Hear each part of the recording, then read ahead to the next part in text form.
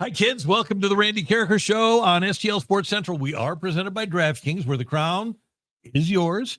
Matthew Rocchio, Randy Karraker. It's great to have you with us. Happy holidays. Whatever holiday you might celebrate, we want you to have a happy one. And by the way, people say, well, don't say happy holidays to me. Well, I'm even wishing you a happy new year. There you go. Okay. See, wherever you are in the world, whatever you celebrate in the world, I want you to have a good year. Randy, we're celebrating a holiday today. It's the holiday of hot stove.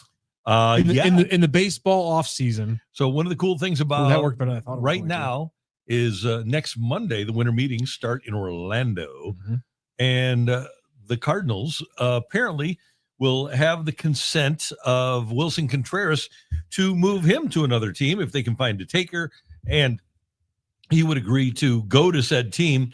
And there are teams out there that I think would be good fits for Willson Contreras. Now, the thing is, it's got to be a good financial fit, although I'm sure the Cardinals would be willing to pay a portion of his salary, probably not a huge amount, but he is an upper third first baseman, and there are a lot of teams with money and need, not a lot, but several teams with money and need that could utilize the services of a guy like Willson Contreras. Yeah, and we went through a couple of them. It was, I think, late last week or before we went into the Thanksgiving holiday. We talked about a couple of them. You know, the issue is a lot of the overlaps, to your point, of because you gotta overlap three things, which is need at first base or DH. The want to pay, what is it, $18.5 million for 2 years. And then also just the being able to give the Cardinals something up for it. So it's like you want to trade for a guy, you want to pay him, and you have an opening at that spot. So it's like it's a little bit of a Venn diagram, and you got to find which teams are sitting in the middle.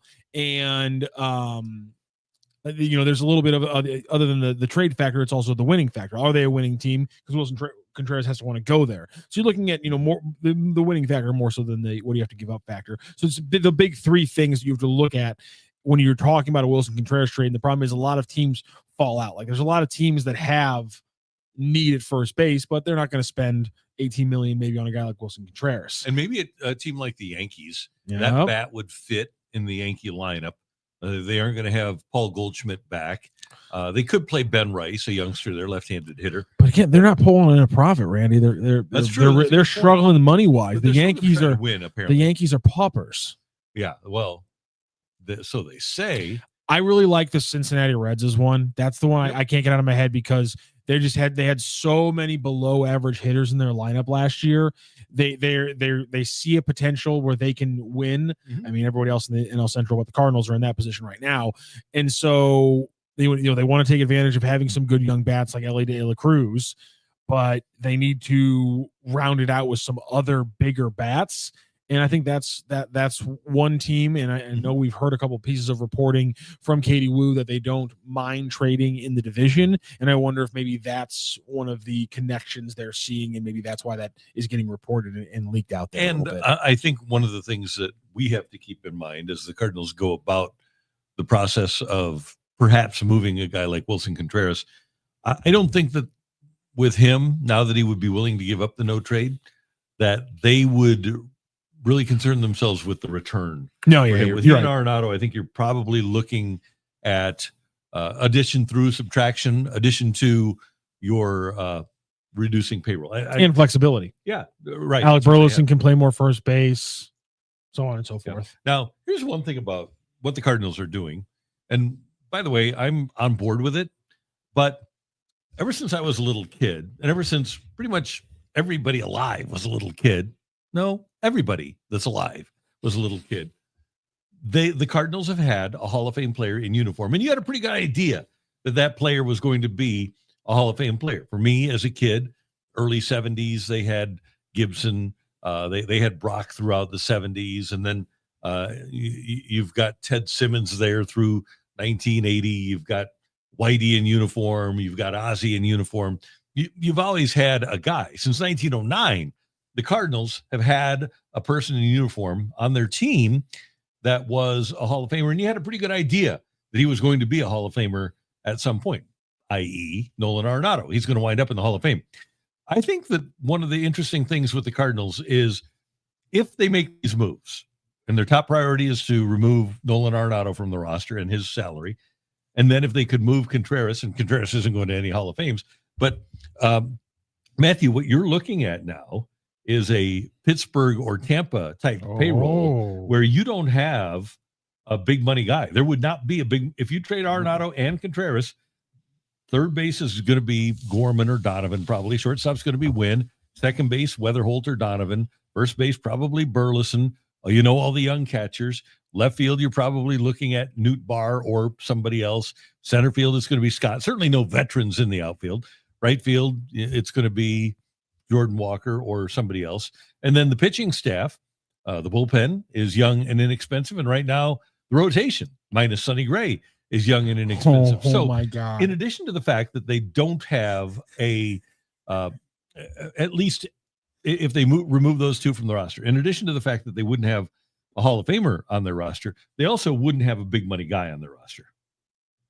This is, Randy, they wouldn't have a player on a free agent, on a veteran contract. No, you would not. Every single player would be on an arbitration or pre-arbitration contract on the roster. Yeah. If they trade Arenado and Contreras. Holy crap. I did not realize this. The highest paid player just right now off projected arbitration. I'm going to go Nootbaar. It is not. Lars Nootbaar's projected arbitration is 5.2. Oh, is it Donnie? 5.75. Number two, there's a 5.8. Really? Jojo Romero, according to Spotrac right now, would be the highest paid Cardinal based on payroll salary projection because he's an ARB3.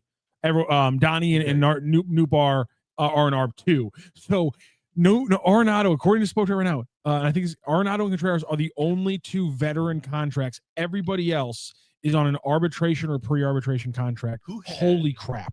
Jojo Romero ever being the highest paid player on any team in Major League Baseball on their bingo card, not just the Cardinals.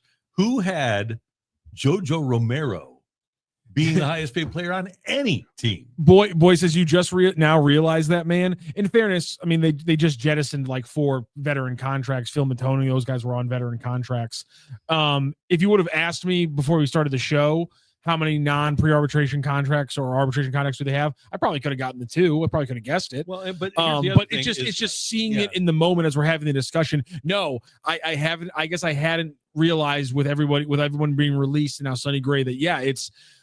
I mean, and also I'm sure to your point, the Willson Contreras willingness to move came out today. That's true. At the end of the season, Willson Contreras was saying he wanted to stay.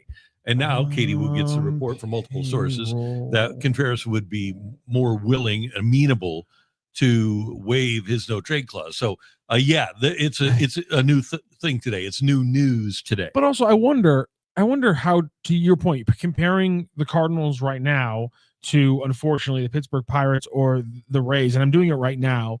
The internet's just a little bit slow today. I wonder how many players, how many players you take away from the Pirates payroll until they don't have any more pre-arbitration. You know how many players it's from the Pirates current payroll to take away before they don't have any non-arbitration or pre-arbitration players? It's a pretty easy guess. What, 0? It's 2. Okay. Mitch Keller, Brian Reynolds. Okay. So Pittsburgh Pirates, same thing as the Cardinals, 2 players right now. I bet you if I go to the Tampa Bay Rays, it wouldn't shock me if it's 2 players.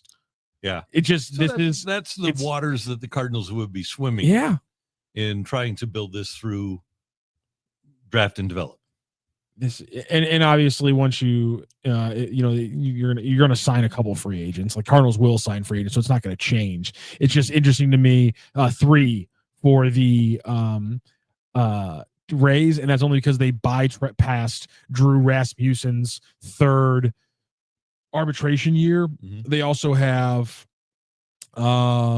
Jake Fraley on a very cheap $3 million veteran contract. So they technically have 4 players who aren't. But yeah, so it's not that different. It's just, I guess, seeing it starkly in the moment before free agency happens. And again, they do sign a pitcher or 2 and maybe bring in a bench bat or somebody like that. To see it now that they could actually hit a point this winter where there's not a single player on a veteran contract. Yeah, it was a little stark in the moment. And it just kind of, it's one of those things. I think it's a nice little like contextual water splash on the face. For the fan base of like where you're at right now. Yeah. This has been a franchise that's always invested and never, even in the early 90s when Ozzie was on the team, and you had some guys that were making money. You always had a closer, whether it was Suter or not Suter, but Lee Smith in the early 90s. You always seemed to have a starting pitcher that was making a few bucks. You brought in Scott Cooper in 95. He was making a few bucks. So you had some guys that Jeffries and Zeal made decent money. So it's just, to me, pretty interesting that the Cardinals have taken such a dramatic turn from anything that we've ever known them to do in the past. All right, let's talk about the news, because it wasn't just the reporting from Katie Wu and the Athletic saying that he's open to it. You also had Jeff Passan putting out his list of winter free agents or winter trade targets and potentially who could be involved. Brendan Donovan higher on the list, but right there in the meat of the list, Willson Contreras right there in his list, and he threw out Padres, Marlins, Diamondbacks, and Pirates. Both the Pirates and the Marlins were two of the teams that we talked about a week ago on this show. But we've thought about issues with maybe payroll and some young players there. Some other ones he threw in there. I like Diamondbacks was another one we threw in there. I think we talked about what do they got? Pavan in there. Pavin, I always forgot to say his name. My apologies. Pavin. They have Pavin Smith in there. Named after Corey Pavin. Named after Corey Pavin. Oh, that makes it Smith. It makes it easier. They have Pavin Smith in there. So we actually threw out the Diamondbacks. I think we actually threw out all four of those teams when we discussed Willson Contreras a week ago. So let's just circle back around to those conversations again. Padres was one I really liked because, again, Luis Arraez, they moved him to first base. He was still terrible defensively. No one wants to give him a big contract because all he can do is hit for average. One dual player. I know it's a 2025, and that's a weird thing to say for some people, but it's a fact now. I really like the Padres as one. I like all four of those options. That's why I put them out on the show a few weeks ago. Yeah, I think that's reasonable one. And they aren't going to be able to get rid of the contracts, right? Yu Darvish is going to make a ton of money next year to not pitch, but Machado isn't going anywhere. Tatis isn't going anywhere. Bogarts isn't going anywhere. They gave, remember at the beginning of last year, they gave the big contract to their center fielder. So they've got a large payroll, and it seems like they should still try to win.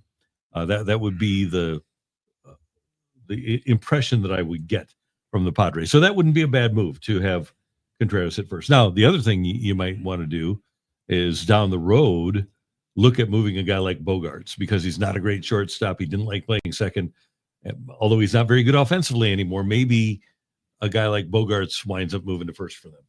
Yes. So the Diamondbacks is an interesting one because they obviously traded away Naylor last year. And so Pavin Smith can play third base and DH. So the other spot is open for Willson Contreras. And that's why it makes sense to me. I think they have a couple of good young players still who are trying to come up for the Diamondbacks that I think, and I believe kind of jumped out. One of the trades they made with Seattle, they got first baseman back in return. Yes, that was one of the things we threw out is that gonna stop them from making that a move for a guy like Contreras because they don't want to block the spots. Willson was throwing out before the show the Orioles, which is a team I looked at, but both of their young catchers, they want to play them partially at first base, so they're not going to block first base. And I really, and if they want to play them both at catcher and both at first base, I imagine there's going to be a third catcher on the roster. And so are they never going to DH one of those guys? So do they want to take DH spots as well? So the Padres one, the Padres one makes a ton of sense to me. The Diamondbacks one, you can find the fit. Tyler Locklear was the first baseman that they got back for Suarez. Yes. So you can find the fit, but to your point, do they block a young player like that? The Marlins is another one. Let's make one other quick point about the Diamondbacks. Please do. And that is that the reports are that there's a 50-50 chance that they'll trade Ketel Marte. They might be bailing a little bit too. He's got a big contract. They traded Naylor. They traded Suarez. They aren't going to bring back Zach Gallen. They traded Merrill Kelly. I'm not so sure that the Diamondbacks will be in the market to get even an $18 million first baseman. And that leads us into our the third of the four teams that Passan mentioned, which was the Miami Marlins. And what you brought up originally when we brought this up was what you just mentioned with the Diamondbacks. This is a team that's apparently trying or open to trading Sandy Alcantara and Edward Cabrera. How they weren't good last year. I know they had a good run there that almost got them to 500, but still, are they going to pass the smell test from Contreras as contenders to drop the no trade clause? That's the tricky part with that one. The thing is, if he didn't care about winning here to keep his no trade contract in place, why would he care about winning in the place where he essentially lives? He lives in South Florida. That's true. So that makes sense why that one kind of breaks that way. And there's really no lineup problem there. Their offense sucks. Yeah, right. So yeah, you could fit him in as a DH or a first base. You definitely could there.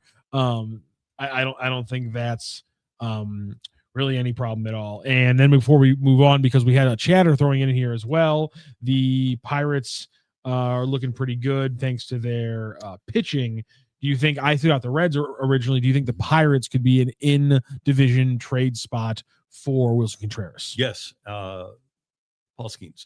Now, no, Randy. The bottom 10 teams for first base OPS in 2025, Colorado was last, Miami 29th, White Sox, they probably aren't going to do it. Reds, as you mentioned, a possibility. Angels, you would think that might be a possibility, the way things are going there. Twins, no. Rangers, no. Washington, no. Padres, maybe. Seattle, no. And Pittsburgh, maybe. So the bottom 10, how many did you count there? And you had Pittsburgh, Padres, Angels, Reds, Miami. Five of the bottom 10. And then you cross-reference that list with the DH OPS, and you get a couple teams that pop up in maybe not the top, but maybe not in like the bottom 10.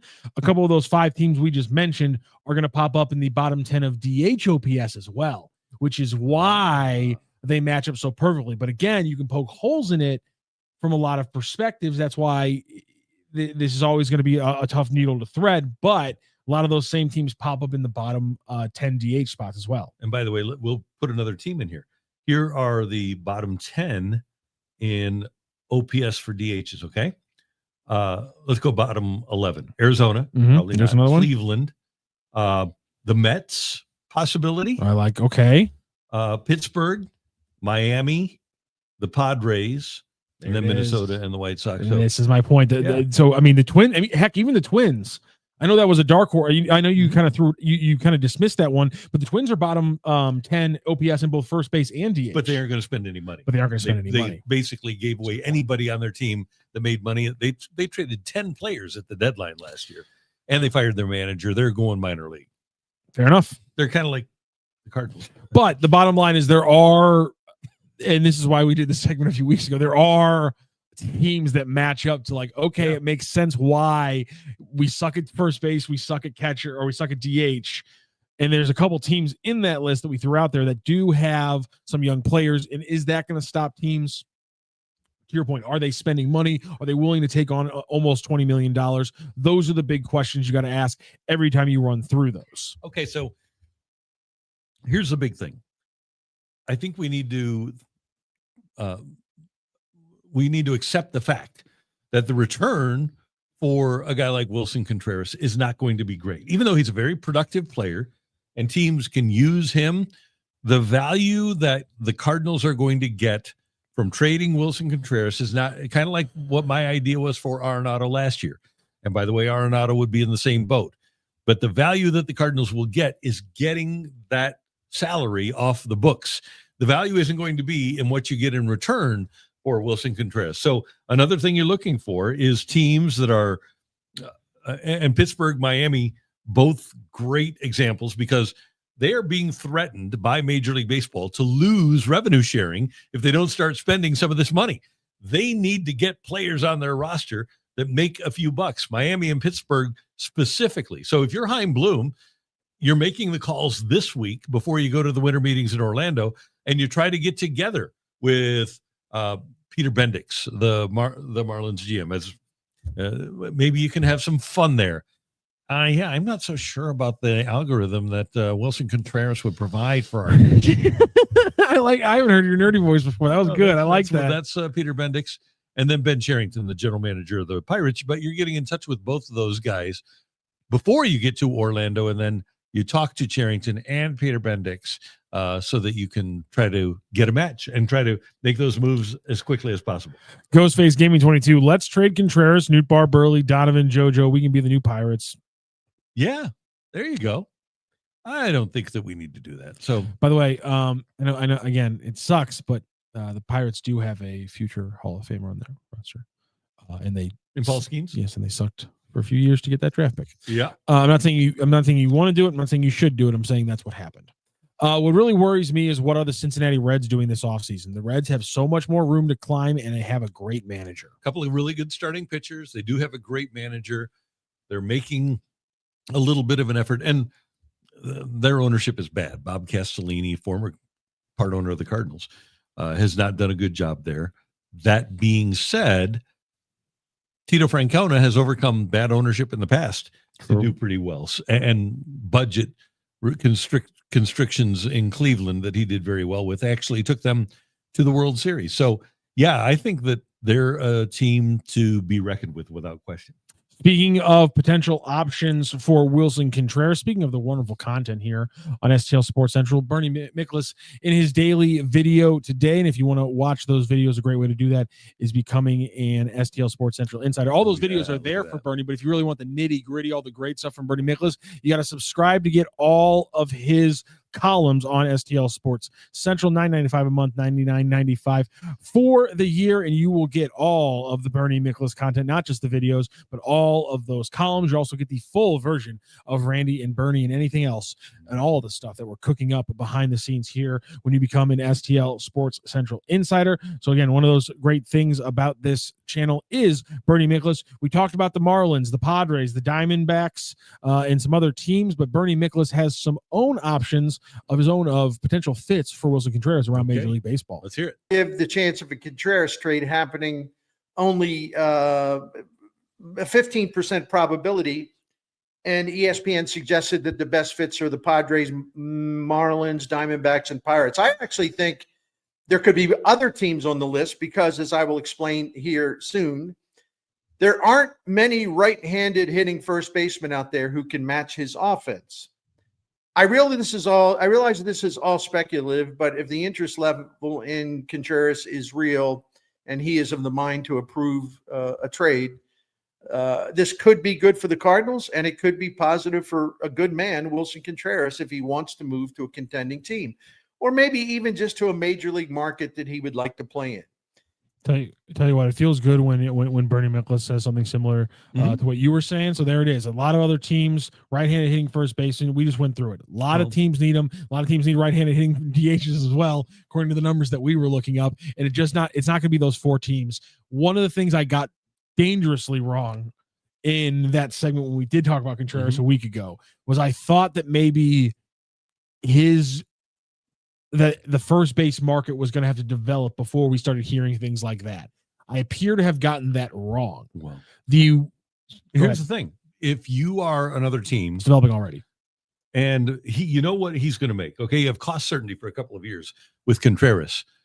Rather than deal with Scott Boras and Pete Alonso asking for $35 million a year, whatever they're going to ask for, why not take advantage of the cost certainty that a guy like Contreras would provide, especially when you, in terms of what you're giving up in terms of prospects, it wouldn't be what you'd have to, you wouldn't have to give up anything more than you'd have to give up for Pete Alonso. With both of them, basically what you're giving up is money.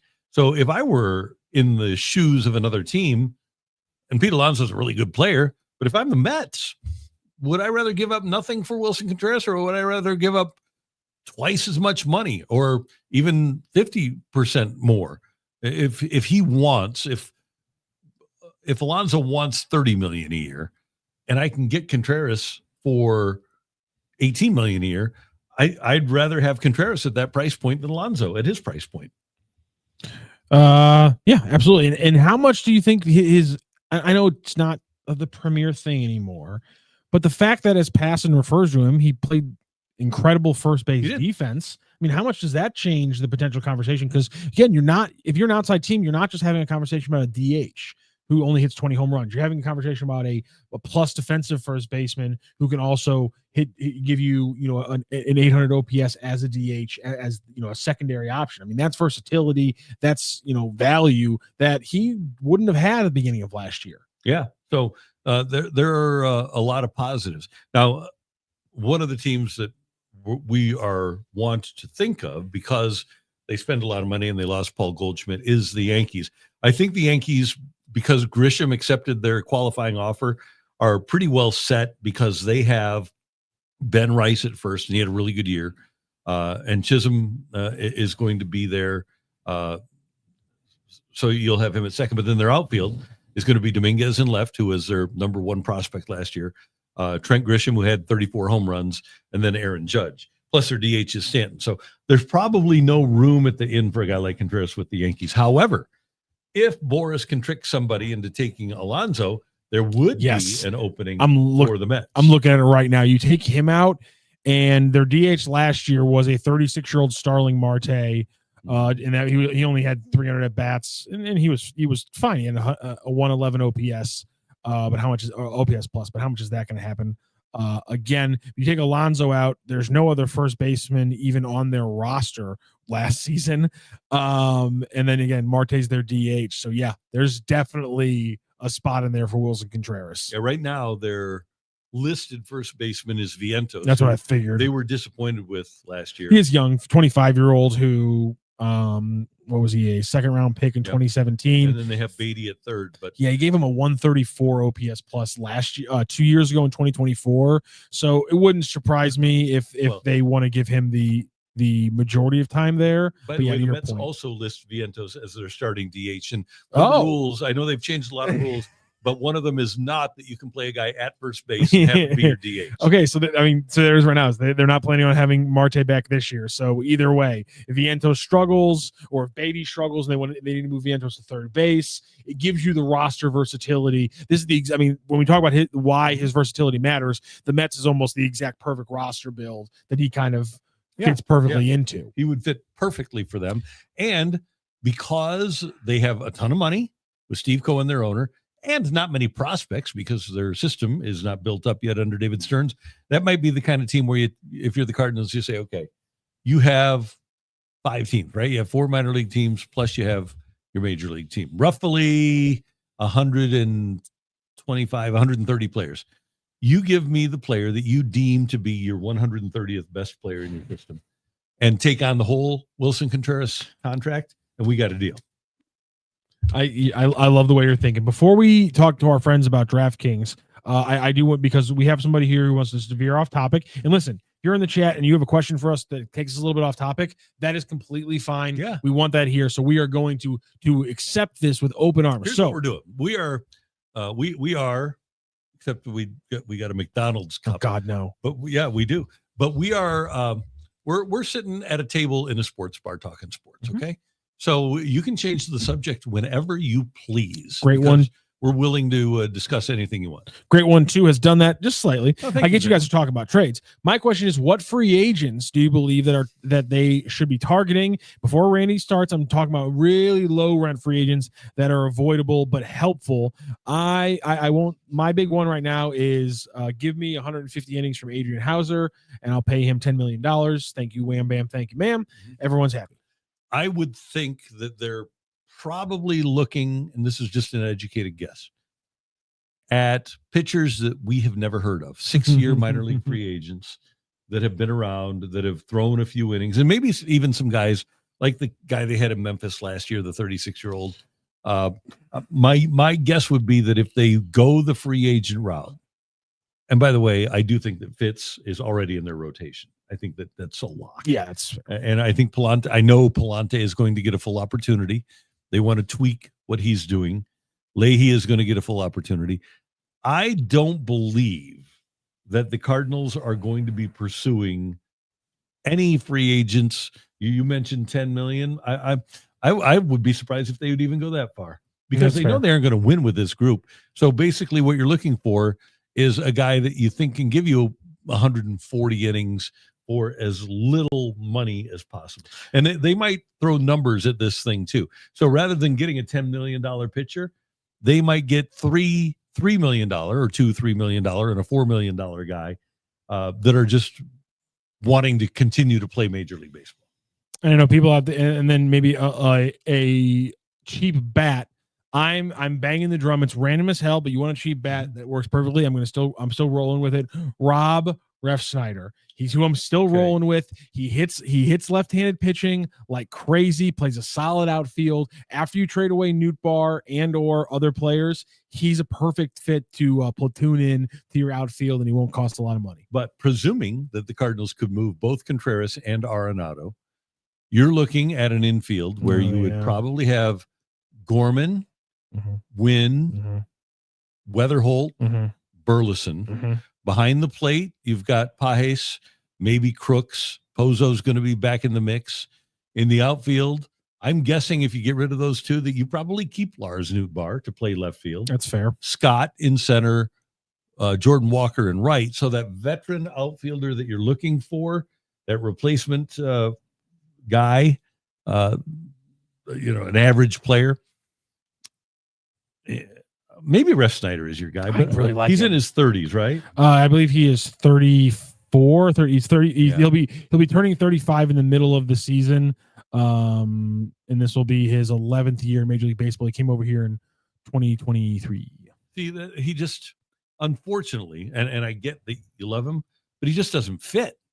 I think he fits perfect. I mean, he's going to be a 34-year-old with a bunch of guys that are in their early 20s. Yeah, but I mean, if there's a 25-year-old free agent out, if there's a 28-year-old free agent out there who they have some promise, obviously that works better. So let's put together a bench right now. Pozo would be on your bench. Okay. Unless you move Gorman, he would be on your bench, right? Is he not starting at third base? No, Donovan is, because you've got Weatherholt at second. I thought we traded Donovan. Nope. We traded Arenado and Contreras. And Contreras. Oh, we haven't traded Donovan. Very interesting. Okay. Have we traded Nootbaar? No, he's still here too. Okay. And you still have JC on your team too. Oh, you do. Okay. Well, there's your platoon and infielder. Nathan Church is still around. Okay, sure. You have your platoon infielder. That's nice. Yeah. Having somebody who plays center field as well that does kind of pinch things, because if you trade Nootbaar, let's in a scenario where we're figuring out what to do. If you trade Nootbaar, you need somebody who can play center field, because you need a backup center fielder in a pinch. Yeah. Who's that if you trade Nootbaar? Nathan Church. Yeah. So anyway, I'd be surprised if the Cardinals would put any money this year into position players. I just don't think that's where they're headed. But I think if I were to guess, I would think that where your head is in terms of, if you're going to have a $10 million player on your team, I would think it'd be in a starting pitcher. Yeah, I'm with you on that one, definitely, because it protects your investments better. Yep. Hey, Missouri, your moment is finally here, because DraftKings Sportsbook, America's top-rated sportsbook app, is now live in your state. And here in Missouri, we can make every game even more exciting with same-game parlays, money lines, props, and more, all from your phone, all safe, all secure, and all easy to use. Missouri fans know game day, the tailgates, the noise, the passion. Now with DraftKings Sportsbook, you can bring that same energy to every snap and every touchdown and every win. And right now, Missouri customers bet $5 and get $300 in bonus bets instantly. No waiting, no nonsense, just pure action, powered by America's top-rated sportsbook app.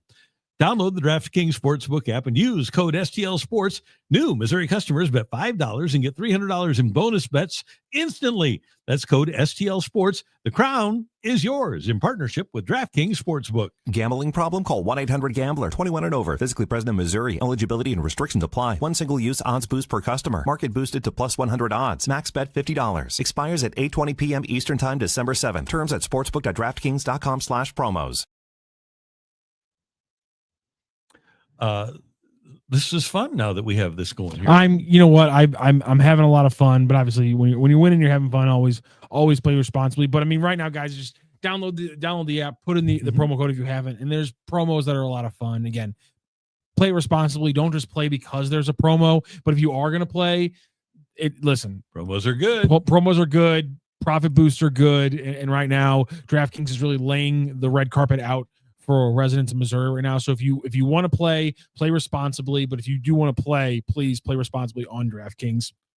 They help out us do a wonderful thing here. We're always going to have a lot of fun talking about our wagers as we go through the season. And again, there's a lot of great college basketball games on tonight. You got UConn, you got Florida. There's a third game, Duke. My apologies. Is involved, and of course you got Billikens late night tonight. You got you also have the Missouri Tigers getting their first real test of the season as they face off against the Notre Dame Fighting Irish tonight. So there's a lot of good college basketball boosts that are on DraftKings right now. And of course, there was a great one last night with the Blues where all you had to get was one shot on goal, and you were able to make some money. There's one coming up with the Chiefs game on the is that Thursday Night Football? Yep, Thursday Night Football.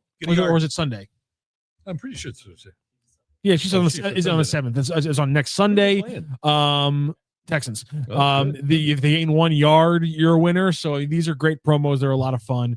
Thanks to our friends over at DraftKings. We're going to keep talking a little bit about Cardinals because the stuff out of Katie Woo's article was really interesting to me. One thing we needed to talk about was there was some notes about Lars Nootbaar, and I need you to kind of guide me here. Do you want to talk about the overall reporting, or should we hone in on what I thought was the craziest thing, which is of the apparent group of Brendan Donovan, Alec Burleson, and Lars Nootbaar? Baseball sources have told Katie Woo that the player with the highest ceiling of those three players is Lars Nootbaar, which, listen, I love Newt. I know he's a StatCast and Baseball Savant darling. You hit it.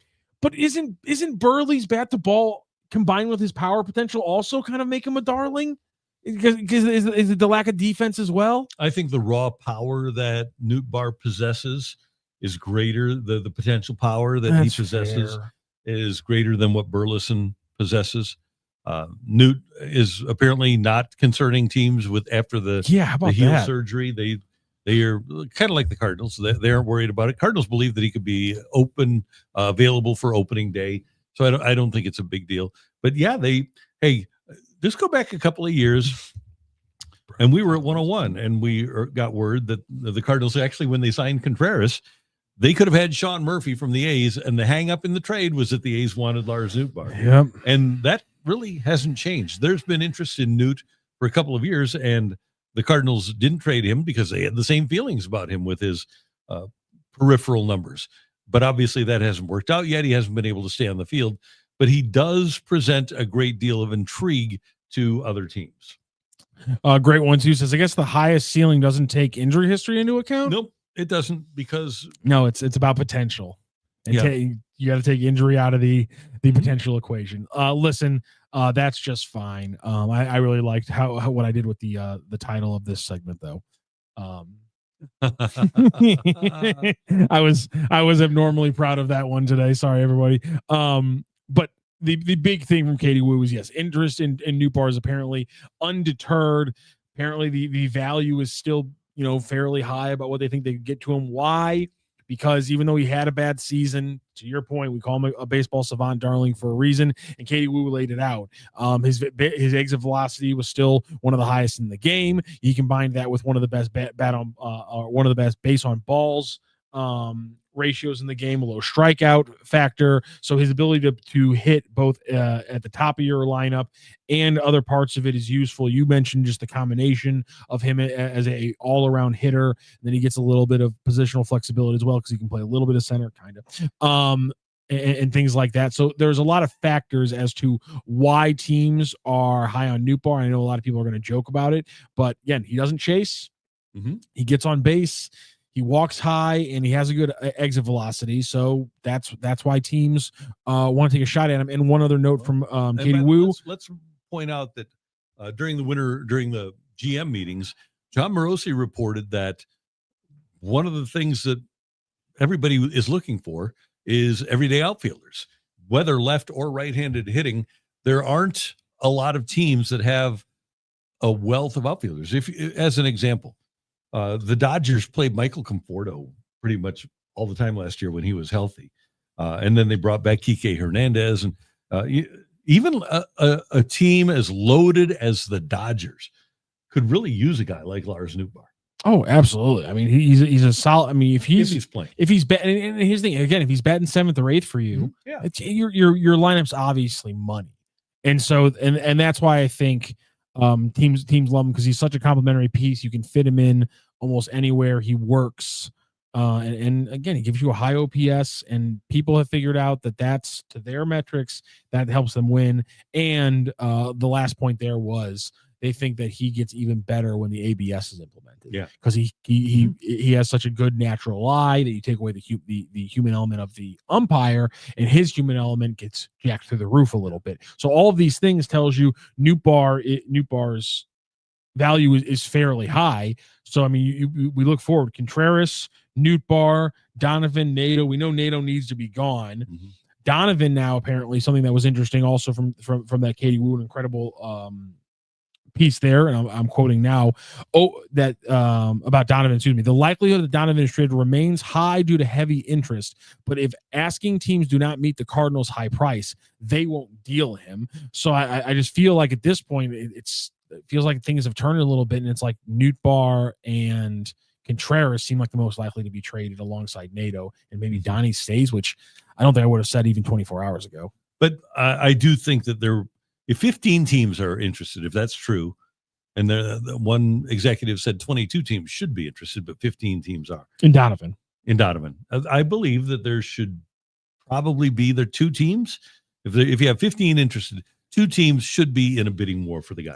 Cody Whitaker in the chat here. I'm sorry, but Donnie's gone. His market is too hot not to sell at his absolute highest point ever. What's the return, and where does he go? And I think you need 2 starting pitchers, and I don't know where he goes because, like I said, if 2 teams are willing to get into a mini bidding war for him, and the Cardinals get what they want for Brendan Donovan, doesn't matter what 2 teams it is, you take the best package. When you say 2 starting pitchers, does that mean both of them right now are major league starting pitchers? So you have one that is in your major league rotation that's better than Richard Fitz, and then a prospect that rises to the level of Brandon Clark.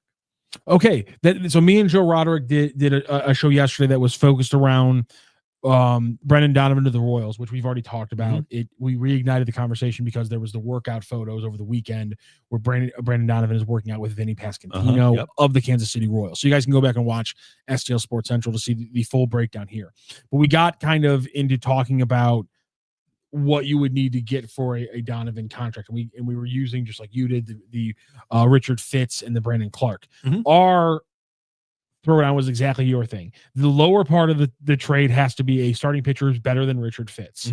But to our point was, if Brandon Clark's locking in at the 7th prospect in the Cardinals system, we were saying that pitcher then that they bring in with the Donnie, in addition to a better pitcher than Richard Fitz in the rotation, we were thinking top 4 in the Cardinals rotation is where the pitcher would have to lock in, like you said, above Brandon Clark. I agree with that 100%. I think that's what Chaim Bloom probably is looking for. Guys, SL Sports Center, we figured out the value of Brendan Donovan. We got it. We locked it in. We used both Chaim's one trade he's made and the big quote he made about the moves. We're just using facts here to come to a great conclusion. The Cardinals are getting a good start, a number 4 starting pitcher for 2026 and a top 4 Cardinals prospect. There it is. And we figured it out. Yeah. Now the question becomes, good job. Yeah, we've done a good job here. The question becomes, who has that guy? Who are those guys? Who has top level pitching prospect? And hey, if he's a AA guy, that's fine. The Cardinals are going to have a loaded AAA rotation in 2026 anyway. So if he's that guy, that's fine. That doesn't matter to me. And I want him to be in his prime or younger. So that would be 28 or younger. Not my minor league guy, but my major league guy. I think the Royals have it. Okay. I know we're just talking about him. I'm not trying to be, I'm not trying to be convenient, but I think because, and listen, I'm not saying, but you guys, the chatters are great. The commenter yesterday was saying you need to, and in our Vinny Pasquantino video, there was a commenter who said you need to go read some stuff that the Kansas City writers are putting out, because the trade last year that brought them Bergert and Kolek apparently the Royals, and apparently there's a lot of people around baseball who have talked about this Ryan Bergert guy as being a sneaky, like really good young pitcher. Uh-huh. And so and so it was just something they threw out to me, and I was like, okay, you know, if that Bergert guy is like a Fitz guy who can give you, you know, who's only going to give you 130 innings as a young pitcher, okay, maybe. I mean, the Royals have their 7th overall. If you look at their top 100, 6, 7, and 8 are all pitchers. David Shields, but he's an A ball. He's 19. Kendry Churio, 18 years old, high A. But Ben Kudra, this is a weird name. I don't know how to. Kudrna. That R is just screw. That R is in such a weird spot. Ben Kudrna. He's supposed to be MLB ready this year, so maybe they have a lot of young pitchers in their major league roster. Steven Zobek's a major league baseball pitcher who's 25 years old in their farm system, who's MLB ready according to MLB.com for this season. So I mean, they really do have a ton of young pitching both up with them right now and in the farm system, and I really think that's why the Royals keep popping up. How about Seattle? I love that one. I've been trying to find a Cardinals and Mariners trade for the last 3 seasons. A couple of years ago, I was trying to give Ivan Herrera on the cheap. That would have been a mistake. Yeah, it's Cardina. Excuse me, Enrico Palazzo here on the chat line. Enrico Palazzo. You know, Cade Anderson was the 3rd pick in the draft a couple of years ago. He's 21. Pitched in A ball last year. Another big left-hander, and then they're obviously loaded with plenty of starting pitching. So are you okay with getting their top prospect? Randy. Yes, sir. They have the switch pitcher. Yeah, no. They have the switch pitcher. That's fine. No, they have the switch pitcher though. But it's a fun gimmick. Yeah, we're not looking. Guys, when you look him up, his position is listed as right-handed pitcher / left-handed pitcher. Bats throws is both switch. Yeah, let's just trade Donovan for him because Donovan can play every position. Yes. Well, you can get him as a throw-in. I'm fine with that. He's 22 years old and he's not going to hit MLB until 2027 when there's not going to be a season. So okay. No, Gerangelo Shiginte. Oh yeah, we're getting that again. Okay, but there's your guy right there. Yes, Cade Anderson is obviously the much bigger deal. Ryan Sloan, to your point, is also a 19-year-old, but again, he's high A ball. Brandon Clark's also high A ball. I would think in the Donovan one, you're hoping it's a guy who's already in AA, getting that major league, runway that we're talking about. And I think they're going to let Polanco get away. He's a free agent. And they have a group of guys, they've got multiple starting pitchers. Castillo isn't going anywhere. Wu isn't going anywhere. You wouldn't think that Logan Gilbert is going anywhere. Maybe Kirby, maybe Miller. I'm not sure. Space Magic Storm was about 30 seconds ahead of us. Try pronouncing that switch pitcher's last name. Yeah, I got there. I tripped. It happened. I got there. The obstacle was too large. Okay, so let's make a deal. So we've got some ideas here, and the winter meetings start on Monday, and we'll have a bunch of stuff for you here. Before we go, we've got about 10 minutes left. I do want to talk because I wasn't here over Thanksgiving. I was happy that Mizzou got the Eli Drinkwitz deal done, and they didn't really have to deal with any major consternation, but they continue to want to build a program there. And I thought it was notable that when he made his comments about the Fortune 500 teams, he got calls from boosters and said, hey, what do you need? Come on. What do you need? You got to tell us what you need. So that part of it is good for him. He wants to stay because he feels like he's building a program. And now you've got a bunch of other question marks. I think John Sumrall is a question mark at Florida. I think 6 years is long enough at a program, don't you? No. People in Gary Pinkel's 6th year wanted to fire him. Oh, okay. 01, 02, 03, 04, 05. Hey, Bernie and I were doing a radio show in 06, and people wanted to fire Gary Pinkel because the program wasn't up and running. Ridiculous fans, I know. Ole Miss has 11 wins this year, and people want to kill their head coach. People these days just react to the littlest things. Not slightly different. Yeah. Okay, fair enough. So, and hey, here's the one complaint I have. I have no complaint with Lane Kiffin leaving Ole Miss. I have no complaint with LSU pursuing Ole Miss. The one thing I wish people would succumb to, though, is that he had to go now, and he also could have coached Ole Miss. Yes, he could have coached Ole Miss.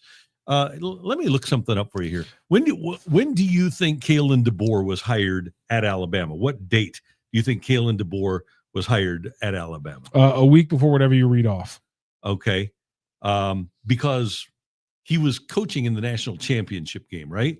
And to your point, So the issue there is that Lane Kiffin probably signed with LSU 10 days ago. Yeah. Which means that he signed with LSU 2 weeks before the conference championship weekend, as opposed to your point, Kalen DeBoer doing it in late December, early January. January 12th. Thank you. So he did it in January 3rd or 4th. Yeah. They did not have to hire Lane Kiffin immediately. And Kalen DeBoer did it. You know, we could say, well, Nick Saban after the NFL season, but Nick Saban didn't have the transfer portal, didn't have the calendar. Kalen DeBoer had the exact same calendar, actually a more daunting calendar than what Kiffin is going to have to do to deal with. So LSU could have just sat and said, you know what, we're interviewing guys. We haven't done it yet. Kiffin could have said, yeah, I'm coaching my team. They didn't have to hire him now. So for him to say, well, I had no choice here. Yes, you did. And LSU had a choice too. They could have waited to hire him until after Ole Miss's season was over, but they chose not to. And that's their right. But don't tell me that, well, I had no choice but to make this because of the calendar. That's ridiculous. And to your point, look at the AAC championship game. It's going to be North Texas versus Tulane. Both of those head coaches have taken jobs where conceivably all of their best players are going to look at them and go, I'm coming with, right? You're going SEC. I'm going SEC with you, right, champ? Like that's going to be every player on North Texas, every player on Tulane is going to want to make the jump. Like it's different for the offensive coordinator for Oregon. That's an easy one. I mean, he's going to a worse program. Who's going to want to go to Kentucky when they're playing at Oregon? But all these UNI guys or all these UNT guys in Tulane, they all are probably going to be getting recruited essentially by their coach. But their schools saying, like the school just isn't being crappy about it because they're not being crappy about the timing and the publicity and everything like that. Well, like I get this. I get why. That's the other thing. It's a rival, and it's not just a rival. I believe, if I'm not mistaken, that LSU and Ole Miss are going to be annual rivals with the three. Oh, that's a good point. Yeah, you're right.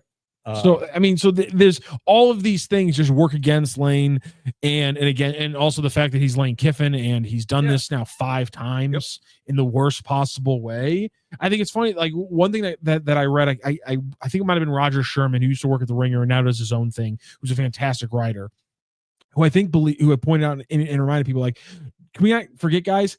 Nick Saban kicked him off the coaching staff in preparation for a national championship because he couldn't accurately do the job as the newly named FAU head coach and be the offensive coordinator for Alabama in preparations for a national championship game. That happened already with Lane Kiffin while prepping for a national championship game for going to a lower program. He was going from Bama to flipping FAU. You think he's going to be able to be locked in while he's trying to go to LSU? No. And so good for Ole Miss getting it out, or good for that little BS meeting not even to happen with Lane.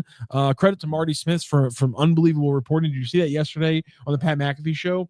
He essentially had to drive through a forest to get that interview with Lane Kiffin. Oh, really? Because these firefighters had all blocked off a road, and he was like, okay, so he literally just drove through the woods around the police blockade to get the interview. And I'm like, and that's why Marty Smith's on ESPN, and you'll never see me because I would have chickened out and not driven through the woods.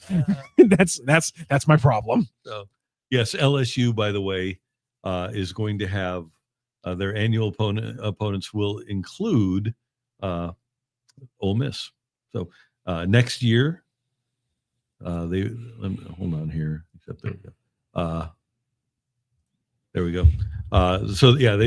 That's going to be so Ole Miss and LSU will play each other every year.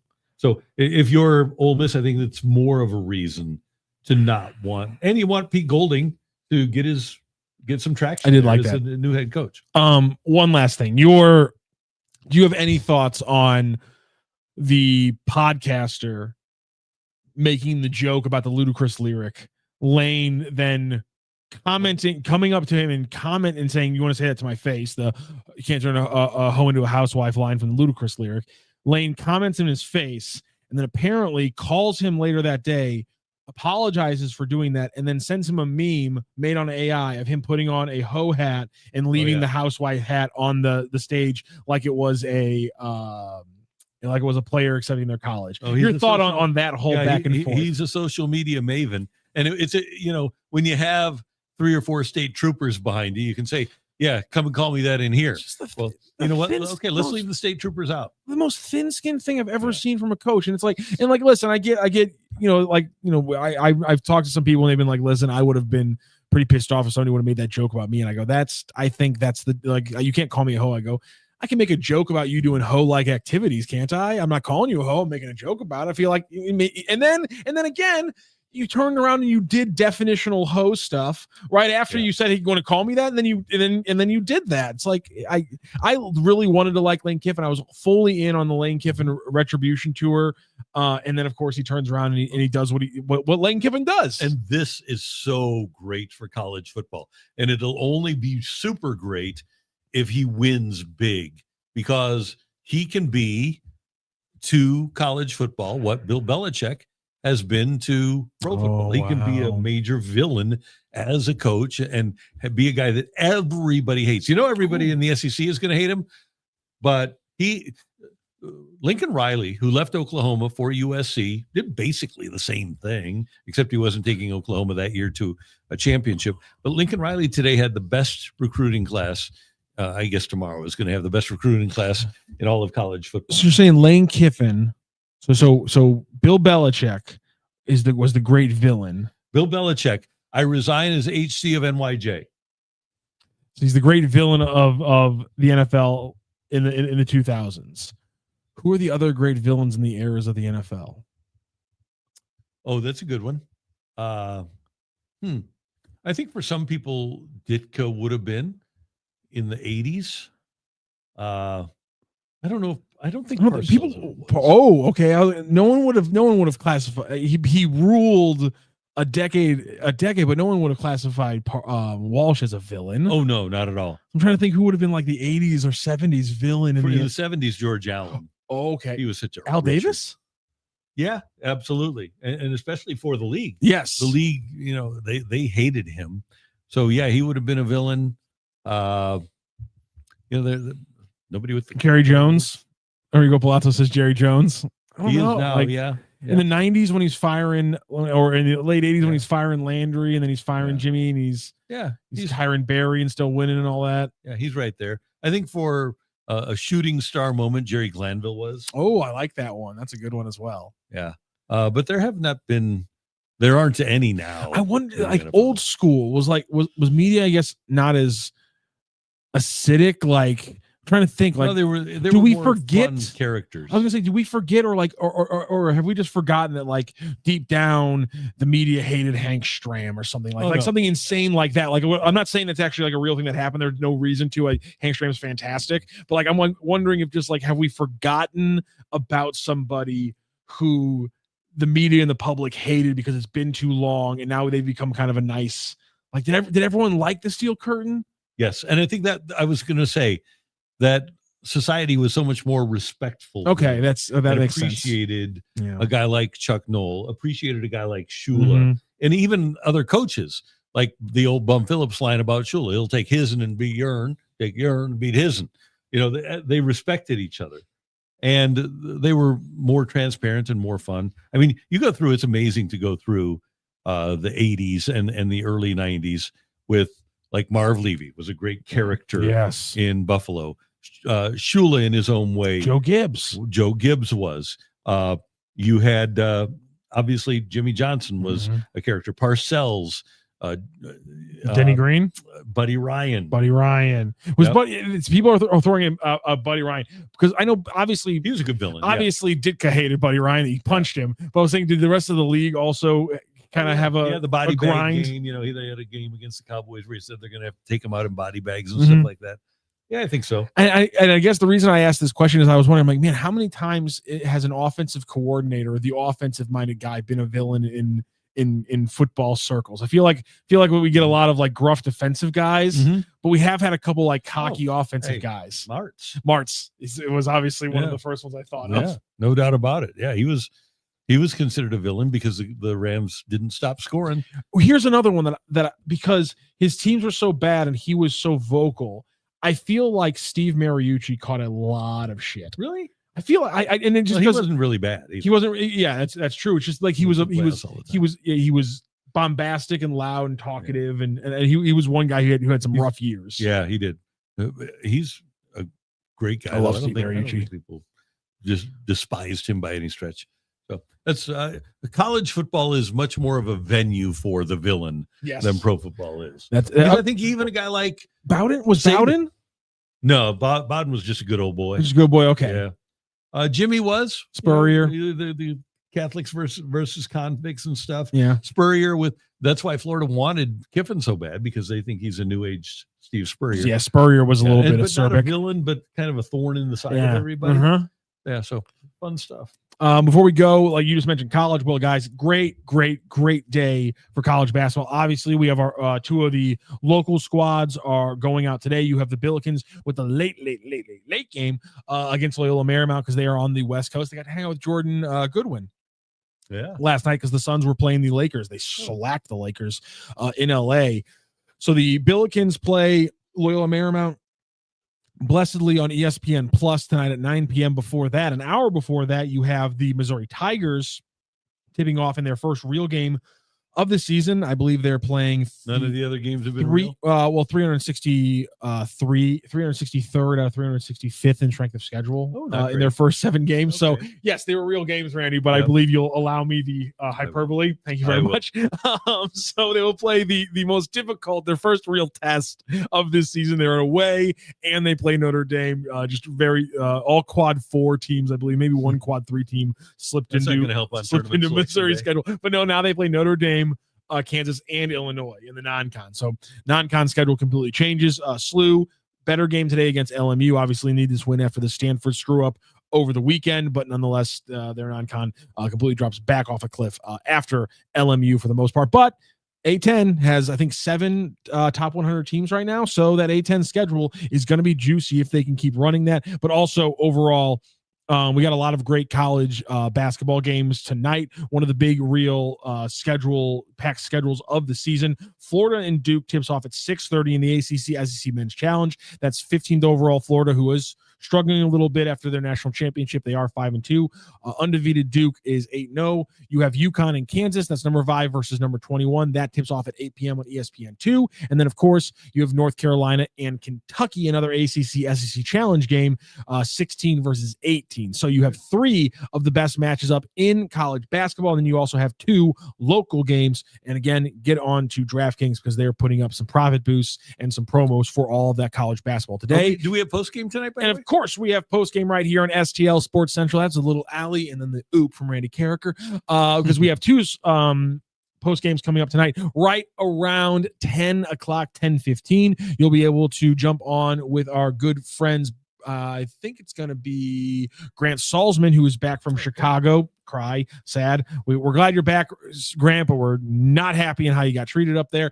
We'll talk about more of that with Grant on some of the channels this week. But Grant Salzman's back. He'll be on with Kareem Rush late tonight about 10:15 for that post game on the Mizzou Notre Dame game. That's going to be a huge game for them. Tap into the post game with Kareem Rush and Grant Salzman, and then myself and Eric Sontag will be on very late night around 11:15 or so for Billikens and Loyola Marymount post game right here at STL Sports Central. Like, share, hit subscribe, and hit the bell button so you know when we're going live. We will see you tomorrow on the Randy Karraker Show here on STL Sports Central. So long.